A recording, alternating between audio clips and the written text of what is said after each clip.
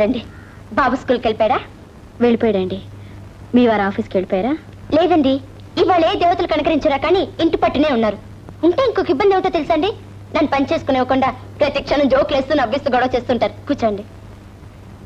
ఏమండి ఇలా రండి. రేడియో సీతగారననే ఆవిడొచ్చారు. ఉండండి, కాఫీ తీసుకొస్తాను.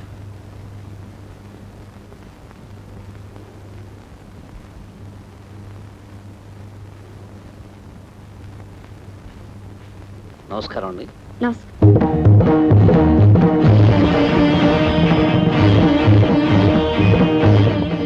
ఏమండోయ్, రేడియోలో సీతగారు తీయని గొంతున్నప్పుడల్లా ఆవిడని చూడాలందని చెప్పేదాన్ని కదండి. అనుకోకుండా అదృష్టం వచ్చింది.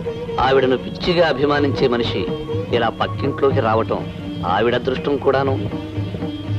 చాలా ఊరుకోండి, ఎప్పుడు ఇలా తిరగాసి మాట్లాడండి. ఇవి నా మాటలు ఆవిడకు కొత్తేమో గాని ఆవిడ నాటకాలు నాకు పాతాయిగా.